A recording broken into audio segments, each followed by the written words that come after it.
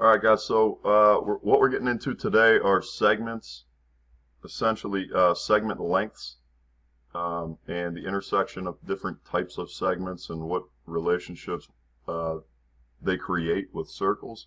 So first term to know that we talked about already is a chord. I just want to remind you of these. So a chord has two endpoints on the circle.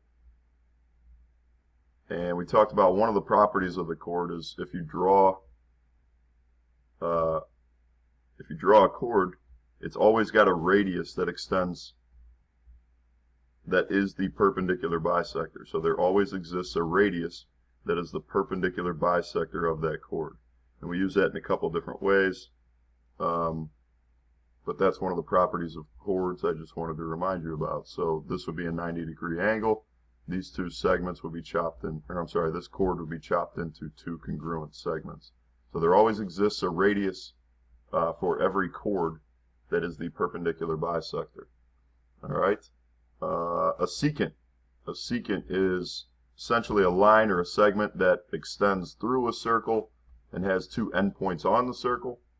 So here would be not endpoints, two intersection points, 2 points of intersection on the circle. So that's a secant. And a tangent, and this is really the one that we're going to focus on today. We talked about it a little bit the other day.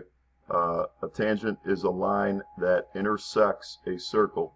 It can be a line or a segment. The key here is that it intersects a circle at one particular point and one particular point only. Okay? So a couple properties that we want to talk about with regard to the tangent. It has a point of tangency. That's just that point of intersection. That's just the point where the where the circle and the line meet. And so here we go with the first property of tangent lines. Number one, if a line is tangent to a circle, then the line is perpendicular to the radius that passes through that point of tangency. In other words, for any tangent line that I draw, there's a radius that's perpendicular to it. So if I draw a tangent line or segment extending from here, the radius that passes through that point of tangency, here's my point of tangency right here, the radius that passes through that point of tangency is going to be perpendicular to it.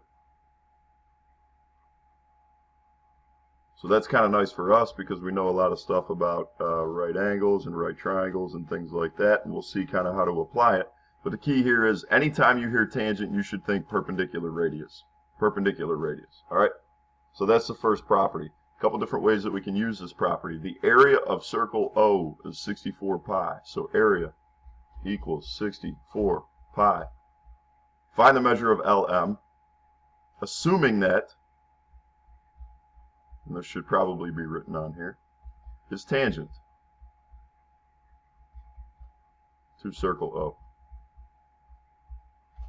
Alright, so we know the area of the circle is 64 pi.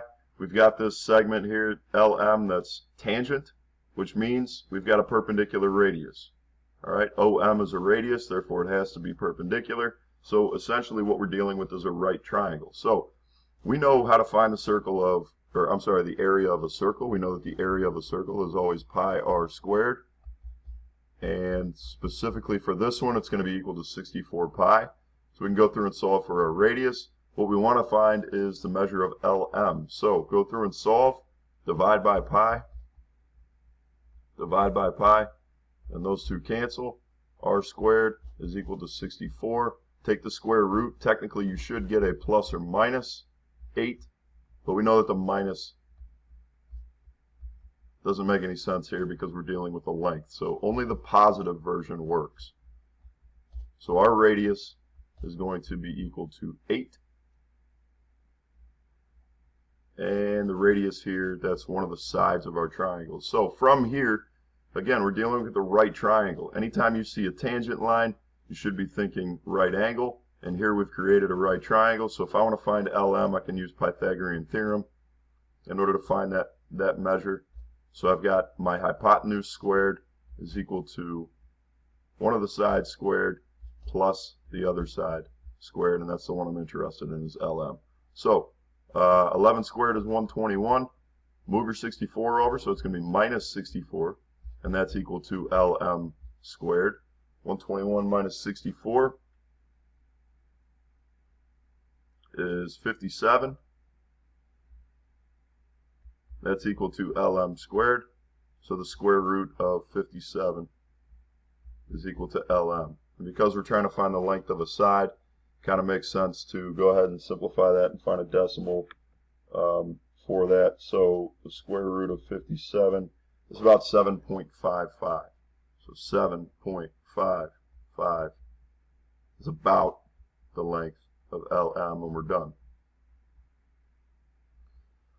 Alright guys, next example with tangent lines. LM is tangent to circle O. Find the equation of the line that passes through LM. Now this all stems from that theorem that says, hey, if the line's tangent, then it's got to be perpendicular to the radius. Now you have 2 points, so you should be able to figure out what the slope of the radius is. So let's go ahead and do that. So the slope of the radius is equal to y2, which is 12, minus y1 over x2 minus x1. Set that equal, you get 9 over 3. So a nice easy one. That's a slope of 3 over 1. We know that it's perpendicular. It's a 90-degree angle, so it's got to be perpendicular. LM, the tangent line, is perpendicular to the radius. So the slope of LM then is going to be negative 1/3. Flip it, make it opposite. There's your slope, and we now need a point that that thing passes through, and we can write this in point slope. So we get y minus 12 equals negative 1/3 x minus 1. And there's our equation. You can put it into slope form if you really want to. This doesn't specify, so it doesn't matter what form you put this into. Alright guys, so the next property, we're going to do a little demo here just to show you what's going on. So we're going to start with the circle. I'm going to pick a point outside of the circle. Okay, so any point outside of the circle, doesn't really matter which one. What I'm going to do is I'm going to draw the lines that are tangent extending from that point. So here's my first line that's tangent extending from that point. Hopefully that stays. Here's my second line that is tangent extending from that point, somewhere around there. And what we're looking at really is the relationship between these two tangent lines. Okay, so if you pick any point and you've got a tangent line extending, two tangent lines extending from that point, essentially there's a relationship between those two, and hopefully that'll become clear relatively quickly. So here's what we're going to do. We're going to construct triangles because we know how to deal with triangles. And in order to do that, I'm going to start with 2 radii. And we know that these radii, again, these are tangent lines, so these radii have to be perpendicular. So let's get some labels on here. This is A, and B, and C. There's D. And we also know that these are perpendicular. Okay, so we haven't quite constructed our triangle yet. We still need one more segment. And that segment essentially is just going to split these two triangles, or I'm sorry, split this quadrilateral in half. So I now have my 2 right triangles. Alright, so here's what we're looking at. Essentially, we want to identify the relationship between these 2 tangent lines, and the 2 tangents are AB and AD. And so when we go through this, basically we have 2 triangles. Those 2 triangles look like they might be the same exact triangle, just kind of flipped around. So let's see if we can go ahead and prove that. So triangle ABC, triangle ADC, are they congruent? Well, here's one relationship I know, and hopefully this jumps off the page to you. AC is shared. So I know I've got that one piece of information there. The next piece, hopefully, anytime you're dealing with circles, we want to try to make use of the radii. So if we look at the radii here, here's one radius, here's another radius. If they're both radii, then they have to be congruent. So BC is congruent to DC because they're both radii. So I now have 2 pieces of information, and they're both sides. But again, we're dealing with right triangles here. So what does that mean to us? Well, if we have right triangles, we know we have a couple different proof methods. So if I'm going to go through the formal proof, I can say, hey, let this situation exist, let the diagram be given, and then we would confirm that we have right angles. Well, we know because they're tangent that they're right angles. I'm not going to go through the formal proof, but basically we can prove using HL, because these are two right triangles, we can prove using HL, AC is going to be the hypotenuse of both of these. And we just showed that these two legs, or aka the radii, are going to be congruent. So we have HL, and therefore these two triangles have to be congruent. Now, to us, what does that mean? So remember that ultimately all we were trying to do is find a relationship, between the two tangent lines that we started off with. Okay? So here are our two tangent lines. Well, if we just prove that these two triangles are congruent through CPCTC, or matching up corresponding parts of congruent triangles, they have to be congruent. In other words, if you start with a point, remember this was just a random point I started with, and I drew two tangent lines stemming from that point, those two tangents have to be congruent.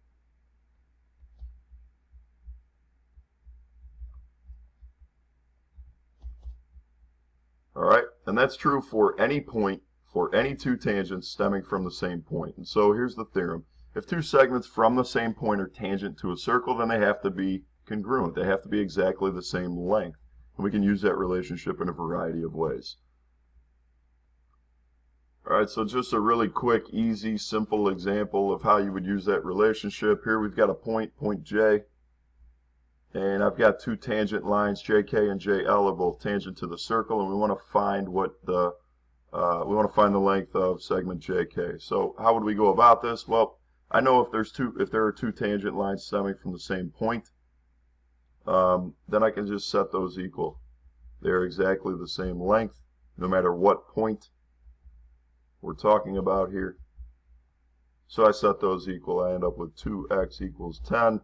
X equals 5, and ultimately we wanted to figure out what JK was.